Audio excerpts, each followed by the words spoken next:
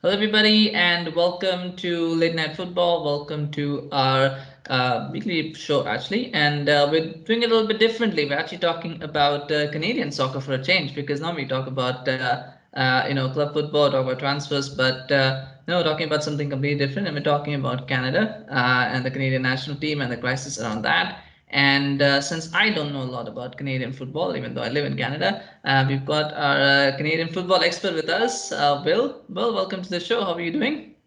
I'm doing all right. How are you? I'm doing well as well. It's nice to have you back on the show after almost a year. It's been a year, I guess, since we had you last on the show. So Since yes, the trivia competition, yeah. yeah, for sure. Yes, it's great to have you back. Yeah, I couldn't do a show when Canada qualified for the World Cup, and yeah, unfortunately that one got missed. Otherwise, yeah, we could have had you sooner. But nonetheless, it is great to have you, and we're excited. Well, not excited, but it's a bit. We're hoping that would have been a better occasion to talk about. But we'll talk about the situation that is there. For those who might not be aware. Will, can you explain a little bit about what's going on with the Canadian Soccer Football Association? Well, I'll provide a very brief synopsis of the last few days, and then if Mm-hmm. I could, I could provide some context as to what got us here. Sure. Yeah. Um, Canada is international men's football has shut down for 3 weeks. It's the international window, so all the players are home from their club teams. Right now in Europe, there's the Nations League games are going on. Plus, you had the Scotland Ukraine and then the Wales Ukraine qualifiers to finish up. But it's UEFA Nations League is going on here in North America. Pretty much the same thing. The CONCACAF Nations League is going on. But in that same window, Canada, in preparation for the World Cup, now that we've qualified for Qatar 2022, was planning to play one friendly against an international opponent, and then was obliged to play two Nations League matches against CONCACAF competition. In this case, it'll be Curacao and Honduras. The friendly, Canada Soccer had initially chosen the Islamic Republic of Iran to play. From a football perspective, great choice. They play a particular style of football, very similar to Morocco. Morocco has been chosen to play in Canada's group at the World Cup. Solid, experienced opposition, the kind of competition that really, apart from Mexico and the United States, Canada hasn't really had to face as of late, especially with this new crop of talent. So, of course, sadly, Canada Soccer didn't foresee the political issues that would be raised by bringing in a team from Iran. That match was canceled. Very quickly, they found another opponent from CONCACAF, Panama. Panama was on their way to Vancouver, was in Vancouver, and then 2 hours before the friendly on Sunday afternoon, that match was canceled. And the reason it was canceled was because the Canadian men's national team had 5 demands for Canada Soccer regarding their compensation and the way they like to see Canada Soccer evolve. Very quickly, those demands include, in no particular order, a certain percentage of winnings to be allocated to the players, a deal where there would be a similar percentage of winnings guaranteed for the men and the women from the FIFA pool, a change in the executive at Canada Soccer, the creation of a women's league, and right now the 5th one escapes me. So that's so. 4 out of 5 isn't bad, yeah. Yeah. So here we are, Sunday afternoon. People have flown to Vancouver to see, in some cases, Iran, and then all of a sudden it's replaced with Panama, and then the Panama game is canceled. Now, it's a very short window. Many countries are getting 4 matches in the window. Canada is now looking at only having 2. Big picture. The reason we got here is, so the men's national team is at a position where they haven't been since 1986, which is qualification for a World Cup. They went to Mexico '86. The women's national team has won bronze, gold at the Olympics. Great records. Both teams are on really solid ground in terms of their personnel. We have the top international goal scorer in international football in Christine Sinclair. I know I've seen graphics going around this week saying it's Cristiano Ronaldo, but he ain't even close.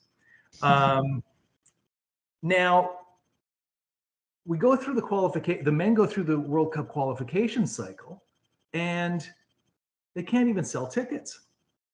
BMO Field, when Honduras was here was it September, I'm thinking, was half empty. There wasn't just a groundswell of support early on in the cycle. Canada Soccer has been unable to sell tickets. They've been unable to sell product. There's been a huge demand after the Olympics for women's jerseys with women's numbers and names on them. And, during the qualification cycle for the men, completely incapable of supplying the demand for merchandise. Now, this can be blamed on Canada Soccer. It can be partly blamed on an organization called, I believe it's Canada Soccer Business. Yeah, CSB. CSB. And it can partly be blamed on Nike. And I think there's a fourth company in there that's actually responsible for the fulfillment. I'll leave that out of there. It's been, sadly, soccer in Canada, football in Canada, has not been supported to the level we see elsewhere. So you've got the men coming home. They have a certain idea as to what their teammates here in MLS might be getting from their federations, like the Americans, or say Alphonso Davies at Bayern, hearing what his teammates from Germany or France or Poland might receive for qualifying for the World Cup, and their expectations are raised. And sadly, Canada Soccer just doesn't play in that league yet, in terms of organization, in terms of just money flowing through. It's not as financially viable. I used to volunteer at a local soccer club here in Toronto, and at one point I was president. And we had a budget. Sorry?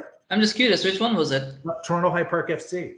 Oh, okay, cool. And late in my tenure as presidency, I knew what our budget numbers were, and I knew what Canada Soccer's budgets were, and our budget was bigger than theirs. Which is terrifying. I'm not kidding. Oh, okay. It's a very small staff. It's a very small office. But they went to incredible lengths. I can remember the Nations Club match against USA it was either September or October 2019. And they were so desperate to sell seats. I had phoned Soccer Canada because I wanted to organize a group. They called me back personally to sell me 20, 25, 30 tickets, however many I wanted. Now, that changed late in the qualification cycle. You saw the huge crowds in Edmonton. At Commonwealth, BMO Field was sold out. Vancouver was complaining about the fact that they weren't having any qualification games out there. Now here we are in terms, in Nations League.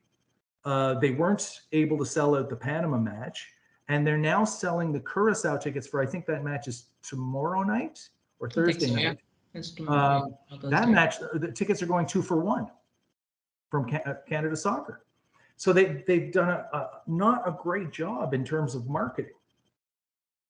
As well, one of the things you look at when you talk about, let's take the United States situation. Now, nobody's ever going to say the United States is a football nation, but U.S. Soccer has got a deal with ESPN. They get big money from ESPN. They have sponsors like Coca-Cola. They have sponsors like, I'm trying to remember now, but they've got big sponsors. You look at what goes on in England. The training suits all have BT on the belly. And Sky or BBC is paying a fortune for the rights for the English games, for the England national team games. Mm-hmm. Yeah. Here in Canada, it was 4 years ago, Canada Soccer entered into a deal through Canada Soccer Business, CSB, to sell the rights to national team matches all age groups, both genders, to a network called One Soccer. One Soccer is an online streaming service. It's run by a company called Media Pro, which is a Spanish company. One Soccer carries national team games. It also carries the Canadian Premier League. You can also see Mexican League games, some women's leagues from Europe. Sometimes you get to see matches from Lille in France featuring Jonathan David, a few other things.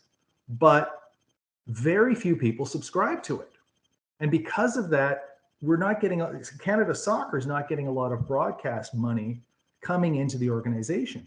And quite often it's that broadcast money that's subsidized, supporting the operations of the association, supporting, simple things like getting a player on a plane in Istanbul to fly to Florida for a camp.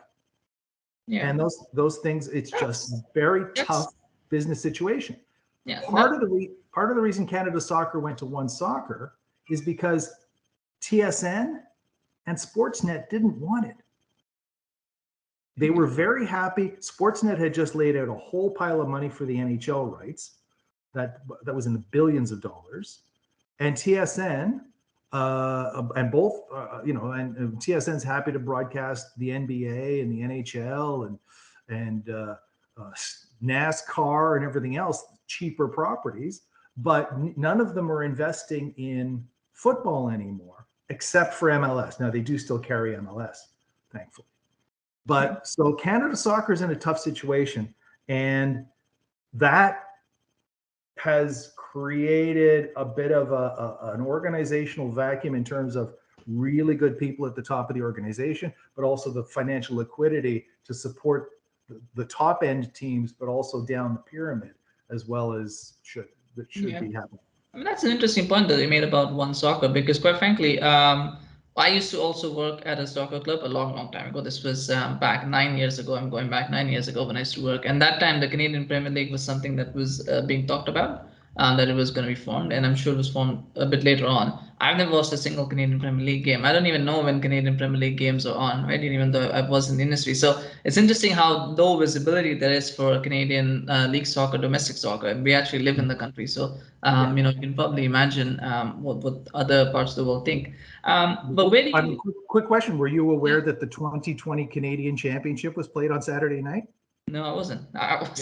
Right? I mean, I guess, that's the issue, isn't it? When it comes to visibility and marketing, like not a lot of people know about these games that are happening, and it of course impacts on the business side of it as well as the visibility, because if you're not getting, right now we are lucky that we have a very good generation of men's players that are coming through, but we need to keep that momentum growing, and you need people to be involved in the game at all levels to be able to then continue that supply line of players. So with regards to the World Cup bonuses, I guess, where do you stand on that? Do you think that the players have a point? Do you think that maybe there needs to be a little bit more give and take, because maybe the reality is that Canada Soccer just didn't expect the Canadian men's team to make it to the World Cup this year. Maybe they never budgeted it. It's quite possible. They're going to play the World Cup next time anyway, because we're hosting it. But where do you stand on that for this one with regards to the bonuses issue? Well, I'm torn. Listen, I love this team. I love these players. They put their heart into it, and I love the coaching staff. The men on the coaching staff have done an incredible job. One of the things John Herdman said when he moved from the women's side to the men's side was that he couldn't make any more improvements to football in Canada by staying on the women's side. And in a kind of perverse way, this is a bit of the result of that. This is this group of men rising to the occasion, rising to a level where they could perform and qualify, and not just qualify, have top of the table in terms of CONCACAF qualification. So I don't know if John Herdman's sitting there frowning because he missed out on a friendly, or smiling because this is all part of his big master plan. But in terms of the demands, and in terms of, sadly, I think some of them are unrealistic. Yes, strike while the iron is hot. They're never going to have a better opportunity to do it. This is not unheard of. I mean, if I'm not mistaken, the last time Figo played for Portugal at a World Cup, it was something like 72 or 48 hours before their first match. They were intending on striking, pushing their federation for more. I love the idea that they're pushing Canada Soccer to make some systemic changes. It definitely needs to change. It needs to be more professional. It needs to have more foresight. The 5 demands, I think their expectations are too high. I mean, the coffers are just not that big. There's not going to be that much money. So I think just fundamentally, if you read the document, it's in certain ways poorly written. You can tell there wasn't a lawyer in the room. There wasn't a PR firm in the room. I love the fact the players took it upon themselves to do this, but they might be missing some of the reality here. For example, they say in that document, they say they just learned about the commitments with Canada Soccer and Canadian Soccer Business and One Soccer. Well, it's been general knowledge for 4 years. So I think there's a little bit of a lack of realism in some of the demands, unfortunately. Maybe they're like us, like me anyway, where they were like, well, does Canada even have a domestic league? Because, Alfonso Davies, for example, came through the MLS system, right? He wasn't really in the league, just domestically. So I guess they were like us. They didn't follow the domestic league. They don't watch One Soccer probably like us. So, I'm kidding. Yeah, I'm joking. yes. Well, I mean, Fonzie was probably at home in Bayern, in Munich, watching the games on One Soccer while we were qualifying when he had myocarditis. Yeah, possible. Yeah. Well, Sam Adekugbe, his brother, plays for Cavalry in Calgary, so they're aware. And especially now with the Voyageurs Cup, the Canadian Championship, the 3 MLS teams, Vancouver, Montreal, and Toronto, have to play Canadian Premier League teams to win the Voyageurs Cup. It's good. Yeah. So I mean, I was just kidding. So, they're aware. They're aware, but I mean, they I'm may sure not they have are. been, Yes. I hate, these are young men, and they're preoccupied, and they may not have been aware of the details, which tells me they actually need some kind of legal or business representation with them, working with them to form a collective that can properly represent them, and then work through both with Canada Soccer and also with the women's team, because there's some friction being created between the men's team and the women's team right now because of this. Yeah, I did read that the women's team apparently put out a statement that they're happy with their relationship with Canada Soccer at the moment.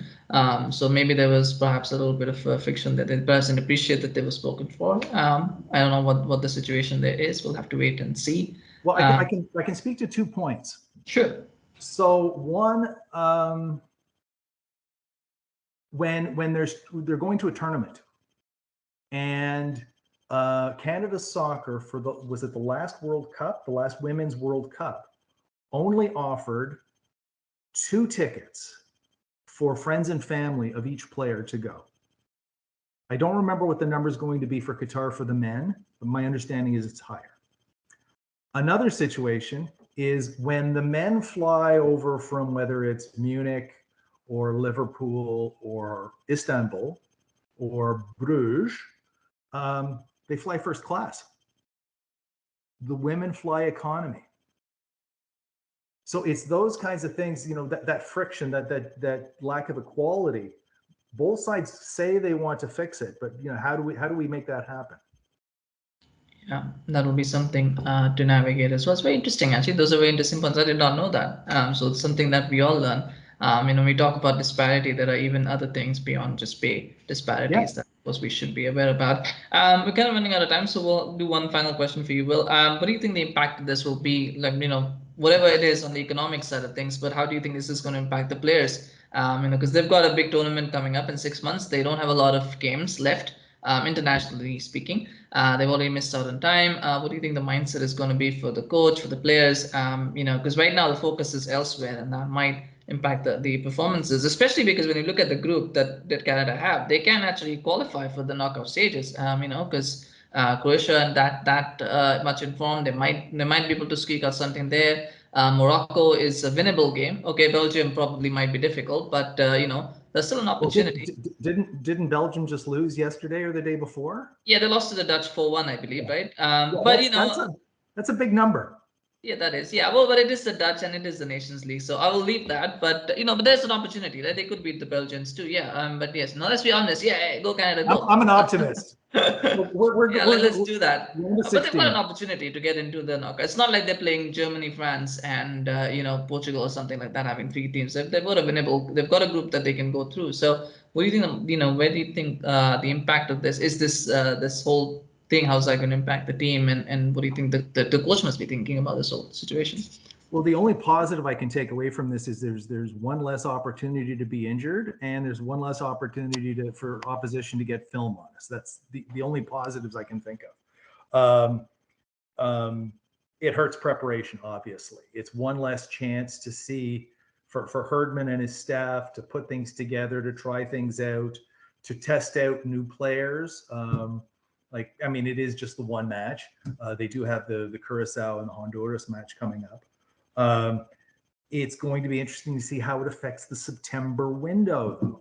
In September, there was talk about sending the team over to Europe, some friendlies possibly based in France. Personally, I was hoping it would be based in England, to take on some European and North African competition. So is that up in the air now? Is the money going to be there? Is the trust going to be there? Don't know. Has it damaged relationships? Like, there are fans out in Vancouver that flew there and now they can't get in. They may be the diehards if they're going to fly anyway, but how does it look in the media? How does it look? Has it created friction that may take longer to repair with the women's national team? And where does John Herdman play in all this? What's his relationship with Canada Soccer? There have been rumors about him going to the championship in England, for example. There have been rumors about him kind of holding it for Newcastle, but I don't think that's going to happen right away. That's where he wants to end up. I think everybody wants Newcastle job right now, but well, especially right. But he's from the area.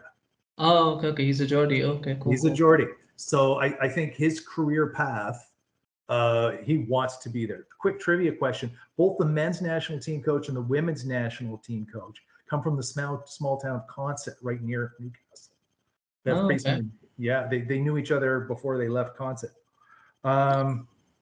And then the other thing is what does this do with trying to attract players to the program? So, for example, they've got Luca Coliocho from Espanyol in camp this window. He's a 19-year-old. He got his first start in La Liga a little while ago. Dual citizen with the United States. So he's looking at this going, here I am in this camp and we don't even play. As well, it's less of a chance to get him cap tied. As well, you've got other dual nationals like, say, Daniel Jebison, and Stephen Mitrovic. Jefferson's with Sheffield, I think, Sheffield United. How do they look at the program? Jefferson might be saying, they really need, maybe there's a spot for me up front with them. And he's going, well, they're only going to give me X thousand pounds, whereas I can maybe join England and get a much bigger, he might have more of a chance with Canada, but he might get less out of it. So how does that affect future recruitment? We don't know. All in all, by the time November rolls around, I'm hoping all of this is forgotten. I'm hoping all of this is forgotten, pushed aside, and progress has been made on some of the issues that both the men's national team and the women's national team are raising. Am I optimistic? I try to be. Yeah, we see that. Yeah. And then the other small issue, of course, is I like how we called it Islamic Republic of Iran, by the way, very formal. But yes, Iran. Of course, the issue, of course, of the cancel game might result in a lawsuit. There is, of course, a question of repaid compensation. So there's that as well. And again, that could get political as well. Like people might be wondering why we're paying Iran off for not having a game, right? So, well, not just Iran now. We also have a similar situation with Panama. Yeah, true. I Yes, mean, as well. Iran actually had a chance to stay home. Panama actually had outlaid the expenses and got on the plane. Yeah, that too. So, So yeah, so that if, might. if you've got a large percentage, like I mean, I think is it $10 million you get for qualifying for the World Cup? I think If so.